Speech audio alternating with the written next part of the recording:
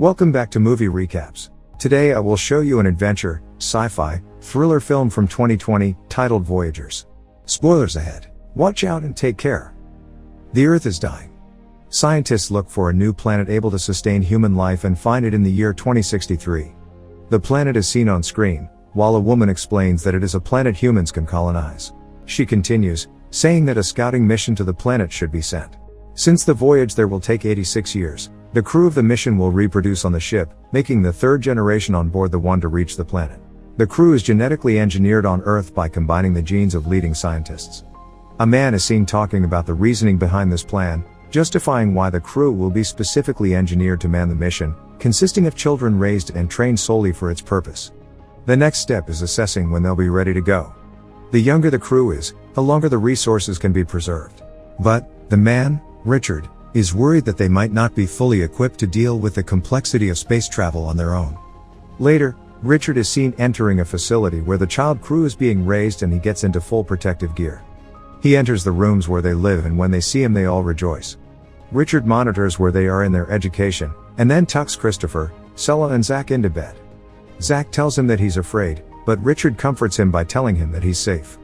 The next day, Richard is talking to a woman in charge of the mission. He tells her that he should go with the children, to raise and protect them. Richard's addition to the mission would also mean that it will be able to launch in 4 years, instead of 7. Next, the mission launches with Richard on the helm. The shuttle docks with Humanitas, the ship for the mission. They all go inside and find their quarters. Richard takes one last look of Earth. 10 years later, the children are already adults, as they can be seen waking and getting ready to start their days on the ship. The first lesson covers the fertilization for the second generation, which will begin in the 24th year of their lives. The crew goes about their day like robots. They're seen drinking a blue liquid. Christopher and Zach are listening to classical music. Sella walks through the ship and looks out at the space around them. Later, she talks to Richard, saying that the lives of the crew are unimportant. Trying to comfort her, he shows her pictures of his grandparents, telling her that providing for the future is very important. That night, Christopher can't sleep. He listens to the sounds of the ship. The next day, Richard and Christopher are in the hydroponics bay checking the state of the plants, when a message about toxicity in the water appears on Christopher's screen. He asks Richard about it, thinking it's some kind of chemical that isn't being processed from their urine, but Richard dismisses his concerns. He's skeptical about it. So, later, he asks Zach about the ingredient T56J. They wonder why the information is unavailable. During the night, the two of them go back to figure out what it is. Christopher bypasses the firewall and is able to find the information. The chemical ingredient is found in the blue liquid they drink. Zach thinks it was a digestion aid, but they figure out that it has other effects on their personality. It makes them dull and docile, decreasing their desires and pleasure responses.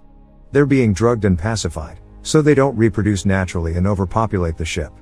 The two of them stop drinking the blue liquid. Later, they share the information with Kai and Julie, along with the information about a hidden compartment on the ship. Later, Christopher is in a session with Richard. He says he knows that he's been lying to them, but only mentions the unmarked compartment, Pod 23. Richard tells him that the mission must have lied to them for a reason, that the pod might be for the third generation. After the session, Richard sends a message back to Earth asking if he could share everything with the crew and be honest with them, so they don't lose faith in him. The message will take time to get there. The next day, while standing in line next to Sella, Christopher has a fantasy about her. They eat lunch and he keeps looking at her, but Zach approaches her telling her that she's changed. Richard comes in and tells him not to grab her, as per the rules.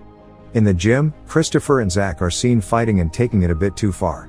The others don't understand what's happening. The two of them start feeling the effects of not taking the drug. They hear the ship noises and go to an observation room where they see one of their fellow crew members.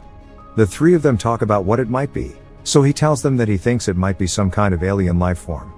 Sella and Richard are in his office and he shows her dried plants from Earth. Zach and Christopher hear them talking and approach the room. Zach sees Richard touching Sella's shoulder and gets jealous. They lose contact with Earth and Richard informs them that their transmitter needs to be fixed. Zach will come with him, while the others continue with their roles. The preparations are underway as Zach sees Sella and approaches her again. She tells him about the suit he'll be wearing and he starts touching her inappropriately. Richard runs in and gets him off of her. He asks Zach what's happening, but he runs away. Looking for him, Richard sees Phoebe on the way and she tells him that he stopped taking the blue. Next, He runs into Christopher and finds out that he stopped taking the drug as well. They argue, but Richard tells him that the drug was implemented to stop precisely the type of behavior witnessed in Zach. He asks Christopher to help him fix the transmitter, so that when it's online he'll back him up when he voices his objections to mission control. All of the other crew members are on their positions in the ship, while prep for the spacewalk is underway. Zach enters the systems room. Richard and Christopher go outside the ship. Christopher is experiencing sensations he hasn't felt before, so Richard keeps an eye on him. Richard repairs one of the transmitter parts, then goes over to the second one. Inside the ship, the noises from the ship can be heard again, and the crew is getting restless. They check to see if anything else is outside, and suddenly something appears on the screen next to Richard and Christopher. It hurts Richard, hurling him away from the ship. The ship has some kind of malfunction as well. No one knows what has happened. There is a fire in the systems room. Christopher brings Richard inside and they take him to medical. All kinds of errors appear on the ship, from navigation to communication. The medical team and Sella are trying to resuscitate Richard, but it doesn't work. Sella is the chief medical officer and pronounces him dead. Later, the crew has a meeting, where they speak about what has happened. They mention the creaking sound. One of the crew members says he saw something on the monitor when it happened, that looked like a force jumping into Richard, like it was something alien. Phoebe starts crying. Christopher comforts them, saying that if they keep it together they'll be alright. The systems reboot and the crew is checking the surveillance archive, but all of the footage has been deleted by the fire in the systems room. They need to choose a new chief officer. Zach says that he should be chief. But the others say that they need an election. All of them vote and place Christopher as chief officer. Zach is jealous, but congratulates him regardless. First order of business is repairing the damage in the transmitter. He gets the entire crew working on the other repairs on the ship caused by the fire. The surveillance system is the last thing on the repair list, so they can see what happened to Richard. They hope the drives are intact.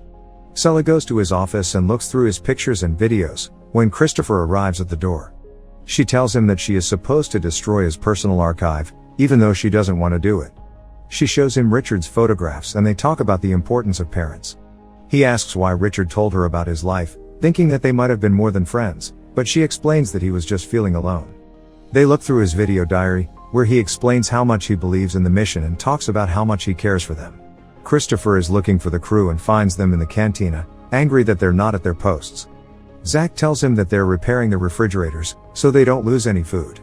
But there's a bunch of food that might go bad, so he asks him if they can have a feast, to celebrate their new chief officer. After they eat, Kai tells the others not to drink the blue and they all dump it. Sella and Christopher are looking through Richard's videos, laughing and enjoying themselves. Christopher feels increasingly more attracted to her. Zach feels attracted to Julie, he touches her and she touches him back. The others are looking at them. Later, the crew can be seen play fighting and running around the ship, having fun. They all look through Richard's personal archive. Sella finds them in his quarters and tells them to leave, but they don't want to.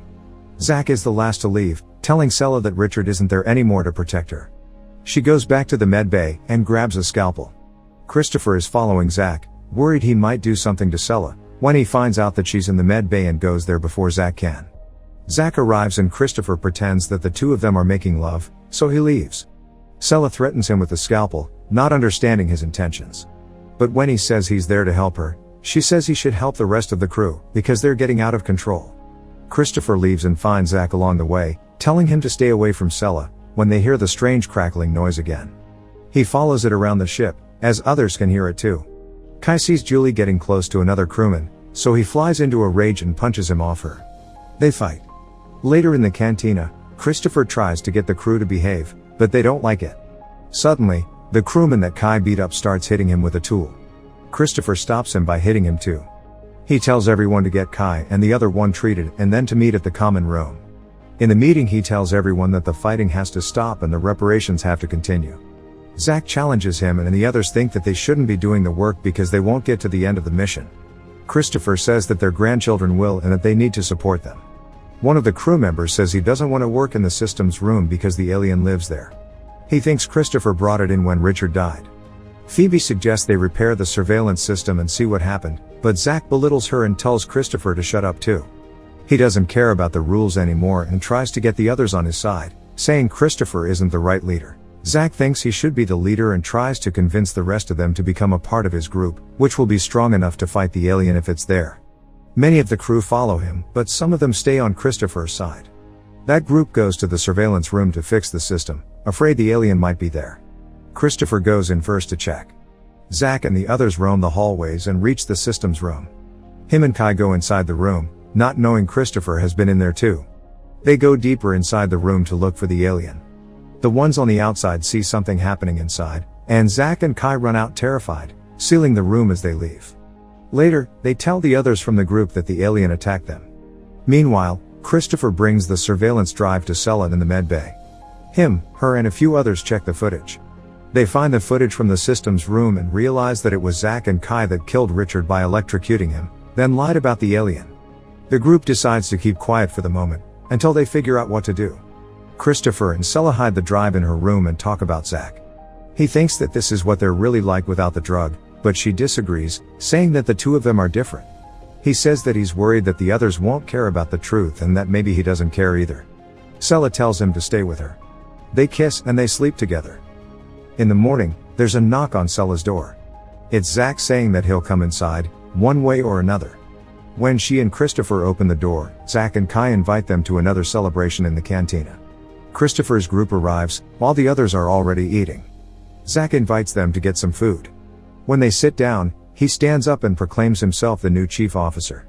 Suddenly, Christopher stands up too, goes to a monitor and plays the footage from the incident. He tells the others that Zach killed Richard and that there is no alien, that he's been lying to them.